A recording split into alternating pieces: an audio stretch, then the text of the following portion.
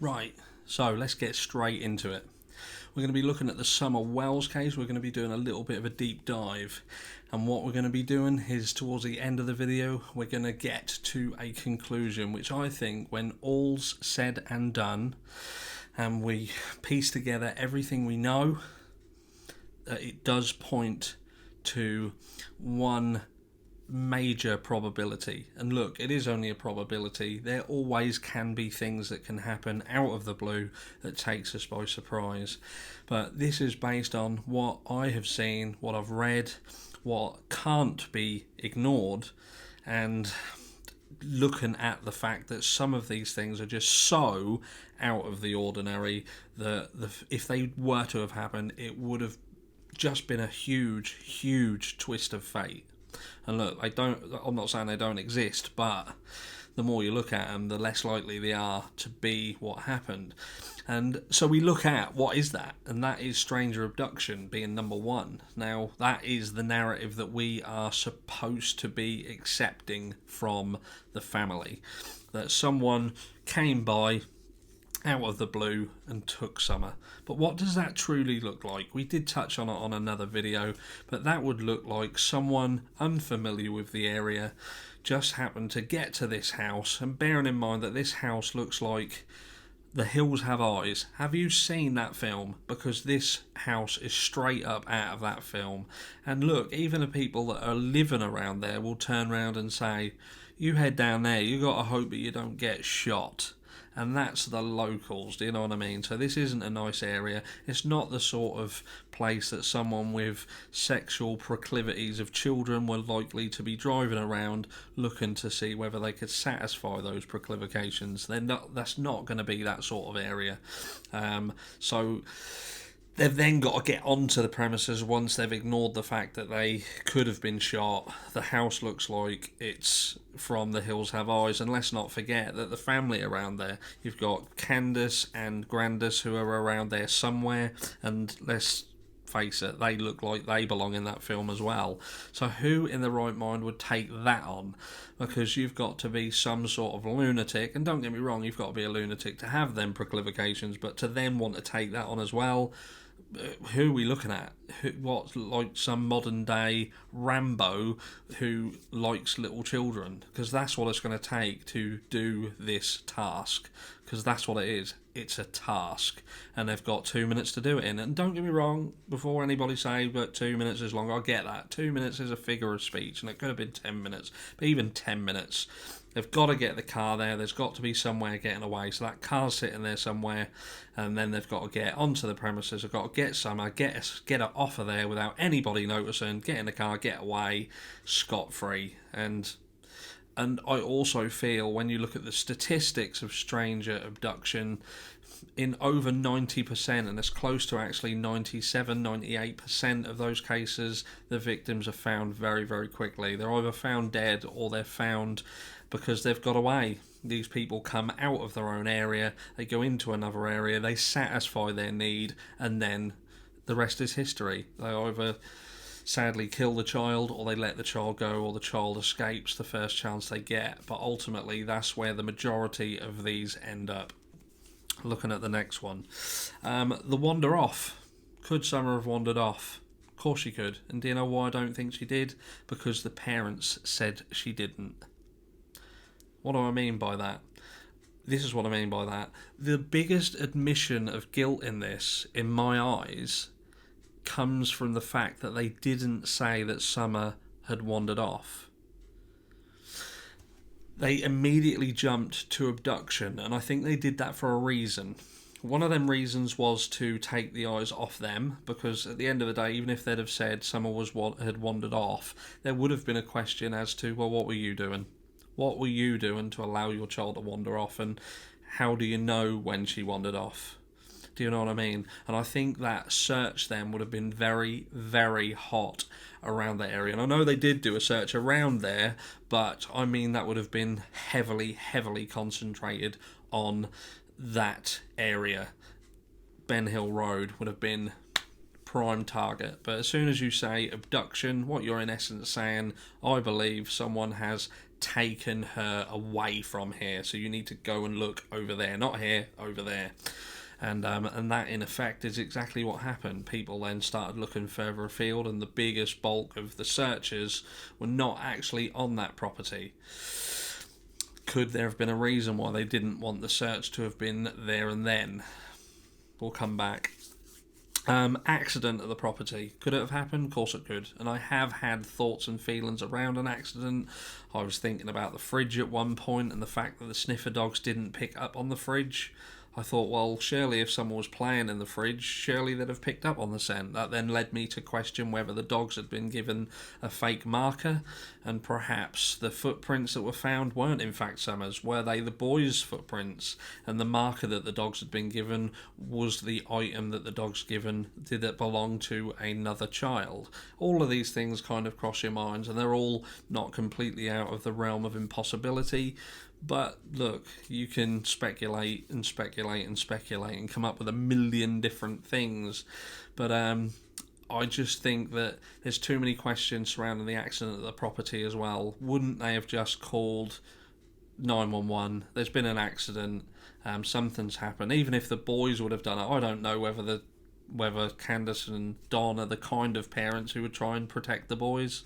I've not really seen them being fought for. We've seen what Candace has been like after the fact, and she's been a complete and utter mess. She's not considered them boys at all. So are we led to then believe that if the boys had done something, that they'd have all of a sudden been these protective parents?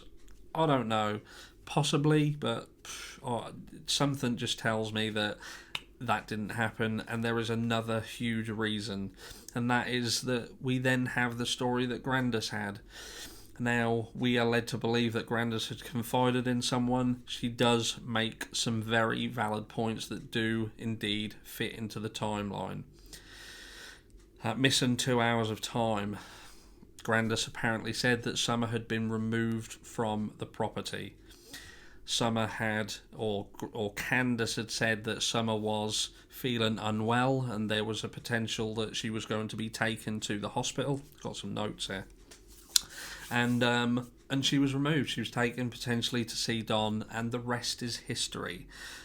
Could we say that that was a fake piece of information? We could indeed think that that was a fake piece of information, but then we're still left with a huge chunk of time that needs to be filled somewhere, and it just so happens that that piece of information then fills the gap that we have.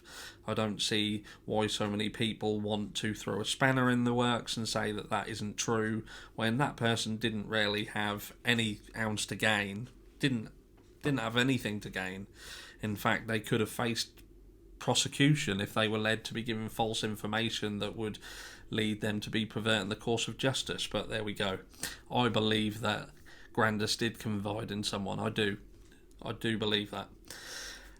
So then we look at fixation abduction, and I did touch on this in another video, and I believe that if we needed to look at abduction being feasible, how would that happen? And it would have to be fixation abduction. There would have either had to have been someone who was able to lure Summer off the property, or there could have been someone already in the property.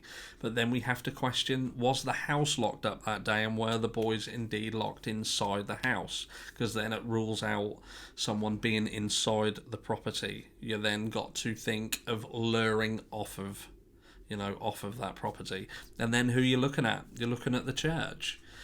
Who did Summer know? Who did Summer trust enough to go to them and walk up to them and be taken? But I think if you want to agree that there was an abduction, that is rarely the only way. I know a lot of you think about the relationship that Summer had with Robin, and yes, they did have a good relationship. But ultimately, Robin has had her own family tragedy of late. I believe she's lost her father.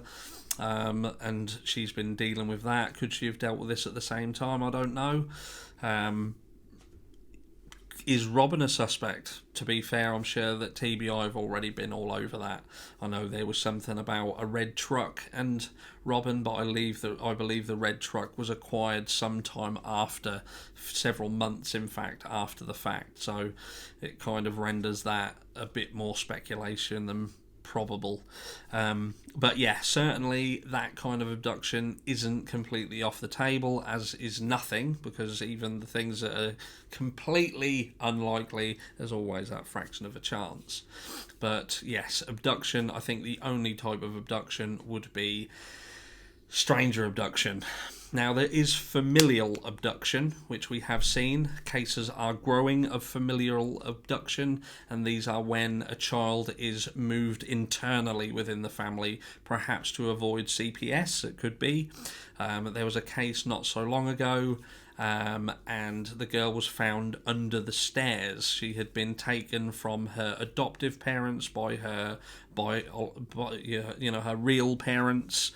And yes, they'd been hiding her under the stairs. Law enforcement had even been to that house. They'd been there and not seen her. And she'd been there for several years as well. So it does happen, and it is a growing concern, which could lead you to believe that, hold on, maybe that's why they didn't want TBI and everybody around the property. Was someone moved close by to someone they could trust and confide in? Now, Don has connections with Clyda Trent, and Clyda Trent owns many properties around that area. She actually has a history that goes back to Don's mum.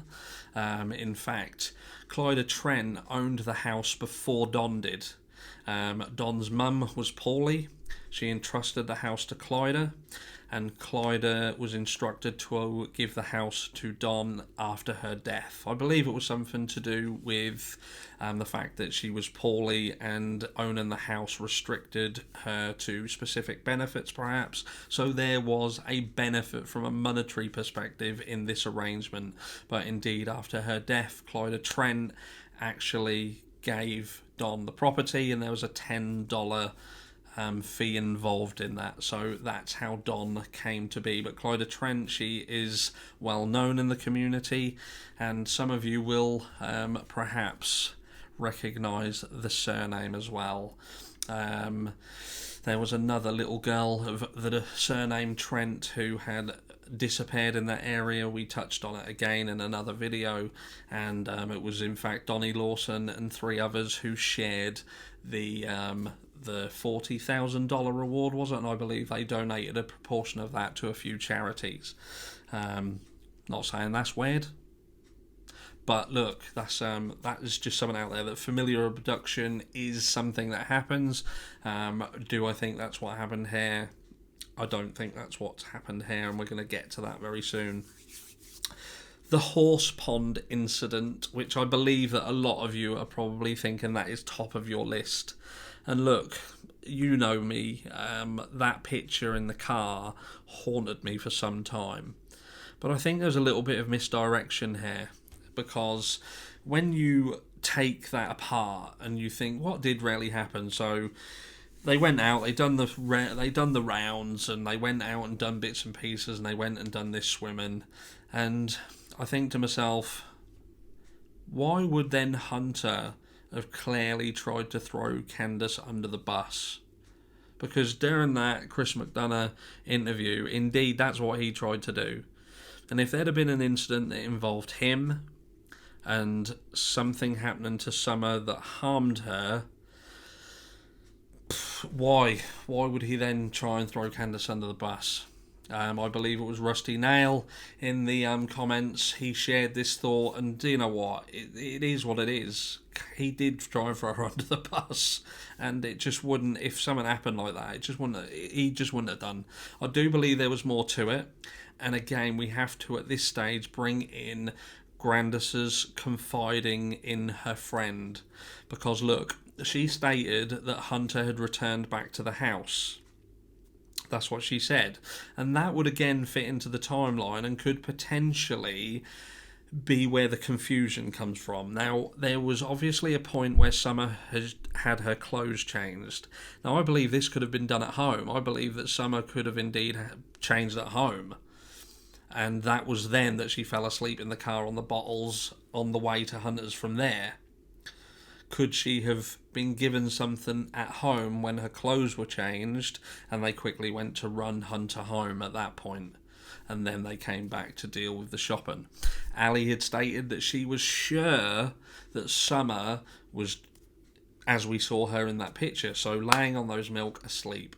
She even went as far as to say that she had approached Candace about seeing her, and Candace, no, she's asleep, leave her alone, don't wake her up. Hunter, on the other hand, he had turned round and said that he thought Summer had got out of the truck. We know that Hunter has ADD, and he was probably concentrating on TikTok videos. He was very, very stressed during that video that we saw with Chris McDonough. He was distressed, and I think that he was put under a lot of pressure there, and perhaps a lot of us don't quite understand how much pressure that was for a 15-year-old boy who does have the issues that he have, and perhaps he was misremembering. Maybe he thought that Summer had got out of the truck because she did, but she got out of the truck at Candace's, not at Ali's. And Summer was indeed asleep at Ali's. There was a point where Hunter had turned around and said that he was holding the milk and he got out of the truck and put them back into the truck, into the middle. We know that's impossible because Summer was sitting in the middle. Ali, at this point, she's arguing near enough with Hunter, but I'm sure that I saw her. Chris McDonough picks up on it and he says, well, how is that possible if he's saying...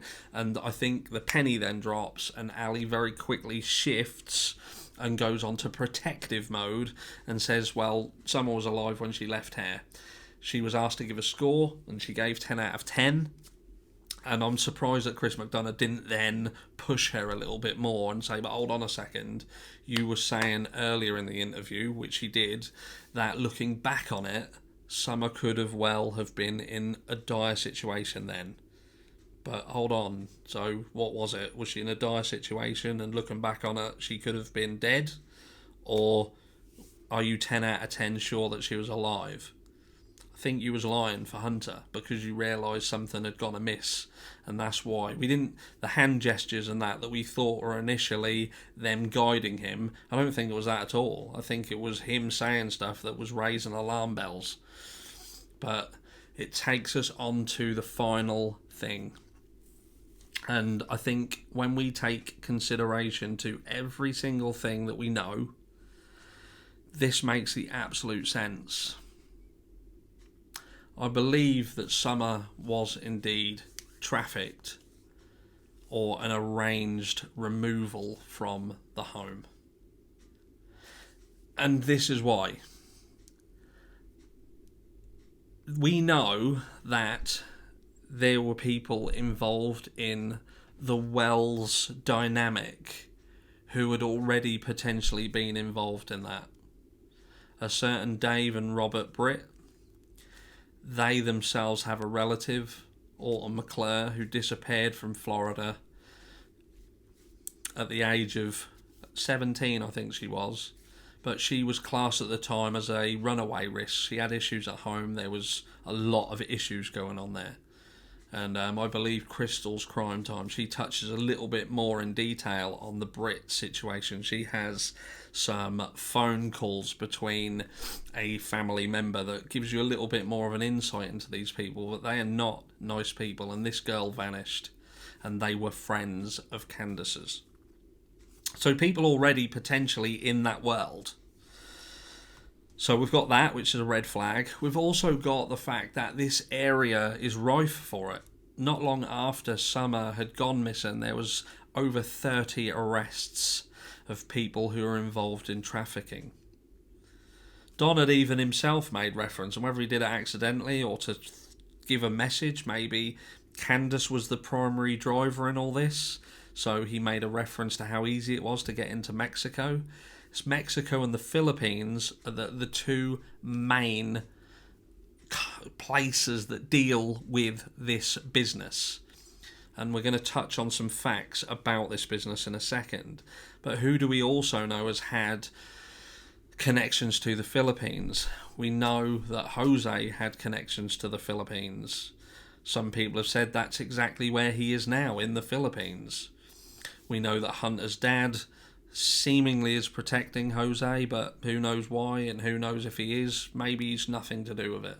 But it just seems a little bit funny that we've got the Wells family smack bang in the middle of a place that this is a problem, We've then got family friends who have had females removed already. Let's not to mention Rose in this family is missing, gone AWOL, and that's their own family. So this is technically the third female in this little dynamic who has vanished off the face of the planet. Okay, that's Autumn McClure, Rose Bly, and Summer Wells. All in this little hub of friends.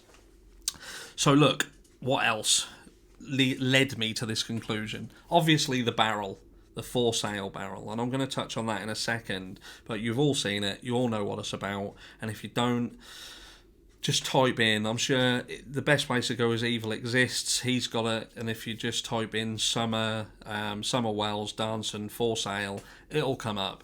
And look, that's a scary picture. That little girl was being directed in that video, and if you don't believe she was, you're a lunatic, because she was.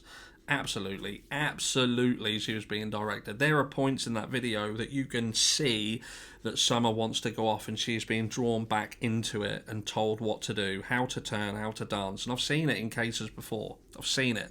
I'm someone who has dealt and looked at over 1,000 cases. Before I even set this channel up, I was looking at these cases for around 4 years. And, I'm a baby to it. I know there's people who have been doing it longer than me. But we even looked at these cases when I was studying and earned a degree in psychology as well. So I'm not an idiot to these cases. So look, this is some little elements as well within this kind of dynamic. So we know that there was a for sale barrel. We also know Summer's hair was shaved. Now, they could have just turned around and said, we shaved her head because she had lice. There's a massive misconception about lice being specifically going onto the hair of dirty people, and that's not the case. Lice, in fact, like clean hair. They can grip onto it better. And I'm sure there'll be people out there watching this now who have got children and you would consider yourself a clean household, and the likelihood is your children have had lice. And guess what? If they've had them, that's probably because you are clean and the lice have managed to get onto the head. The biggest thing that stops lice getting onto the hair is grease. If the hair is greasy, they can't grip, they can't lay the eggs, and they can't stick in the hair. So that is a massive misconception. So I don't think the head was shaved because of lice. Possible, probable, don't think so. And this is why. There was an interview at Don's house he'd done at the premises. You know, the one where he was talking about Summer being the boss of the house. She loved to play outside in the mud. She used to smack the boys and chase them, and she used to be able to do pull-ups and all that stuff. You know, the one where they talked about Summer in a past tense. That's the one. Talking about her head being shaved. And in that interview, Don turns around and says that Candace has shaved her head and Summer wanted to shave her head to be like a mum. That's what he said. Plausible, right? Plausible until later on in the interview, he then turns around and says that Candace shaved her head so Summer didn't feel bad about having to have her head shaved. That's exactly what he said. But look, what does that matter? Well, think about this. What do we know about Summer? A few months prior to how we saw her in these pictures, there was actually pictures of Summer looking very, very healthy. She looked fine. She had long, beautiful hair, and she did not look like the emaciated, shaved-headed child that we saw in these pictures. And it made me think, how different would Summer look given sort of let her hair grow and dye it a different colour, or even put a little brown wig on her and then feed her up, get some nourishment into her so she doesn't look bruised where she's probably anemic from not being fed properly. She looks healthier because she's not being given drugs to sedate her. Could that have been what was happening? Was we seeing a period of time where Summer was being forcefully emaciated, forcefully drugged, and having her head shaved so she looked completely different to what she could potentially look after the case? So we look at sexual trafficking itself, okay? And we look at some facts about it. So, did you know human trafficking earns global profits of around $150 billion? $150 billion, okay? Think of the numbers that have got to be involved to equate to that much money. And $150 billion makes this not only lucrative, but one of the most lucrative businesses there is out there. And apart from drugs, which we know is such a powerful industry that it's propped up governments in the past. It has. If it weren't for the drugs industry, governments would have fallen, because back when the banks and everyone fell, it was actually the cash from drugs that helped to bolster and fill in them holes. A lot of you people from the US will understand that more than anybody. But look, 71% of these enslaved people are female, are girls. 71%. Meaning that the remainder are obviously male. Estimates suggest that around 50,000 people are trafficked every year from Mexico and the Philippines. Or into Mexico and the Philippines. Both. Between them. US, Mexico, Philippines. 50,000. So that means that 25,000 of them, just over, because the next statement is 51.6% of those are children. They are sex trafficking cases only involving children. 50%. So that's 25,000, just over 25,000 annual cases that are just sexually trafficked children.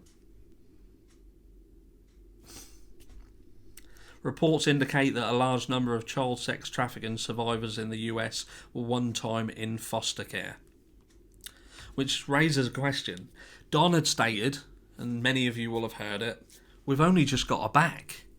What did he mean by that? There is speculation that Summer could have spent some time in the care system in another state. That's not been confirmed, but it has been suggested. But what we do know is she went somewhere. So had she been trafficked previously? Was this a temporary arrangement and she had been returned, but maybe they then run up another debt and she had to go again? Which would then fit in with Donna Serafina's reading. She has stated that, and look, I'm saying this because I know there's a lot of people out there that fully respect this type of thing. I don't know a lot about it. I'm going to hold my hands up. I'm not going to lie to you guys. It's not something that I've looked into, but I fully respect it, and I respect those people who do respect it. And that's why I'm bringing it up, because she had stated that Summer had indeed been sold. There was a deal. And what had happened is, in her story, is that things had become too hot, so they had to have, go and look over on John Davis True Crime. He done that full story about that. But look, it kind of fits in with it, doesn't it? Because we know how much Summer exploded, and that would have caught them off guard, because we see so many cases involving children that just get forgotten about. And when you think of the sheer numbers, I've just said 25,000 children, and all of a sudden this one little bright little star, she just lights up the whole world like a fucking firework. What are they going to do? They're going to panic, because everyone's going to have their eyes on it. And they haven't got that time to get her out of that emaciated state, to make her look different, to make her look healthy, to make her look desired. And it's game over. We look at the barrel now, and this is where I'm going to bow out, because the barrel. Now, we look at that video and how that was used. And it says here, and I'm reading it word for word, advocates report a growing trend of traffickers using online social media platforms to recruit, and advertise targets of human trafficking. So we look at Backpage back in 2018. Backpage were advertising children in their classified ads. They got found out, they got shut down. Just because that went, it doesn't mean the demand went. That would have had to have been replaced very, very quickly, and I believe it indeed was. I believe it was replaced by the likes of Roblox game and platform. 40 million games on there that anybody with any developing skill can go on there and formulate a game. There are sexual games on there that are to lure children in and to, yeah, we've seen it. But if an industry that is worth $150 billion cannot find a developer to develop a game on a platform like that, I don't know what. And then you've got TikTok, which is one of the biggest, if not the biggest, short video platform in the world. Why would they not utilise it? It'd be ignorant to think that they don't. It really would. And it would also be ignorant to think that this family, bearing in mind where they live, bearing in mind who they've got around them, Jose, Brits, they probably knew some of the 30 people that got arrested and away with you. They could have found out how to do it. Think someone was trafficked. That's my conclusion.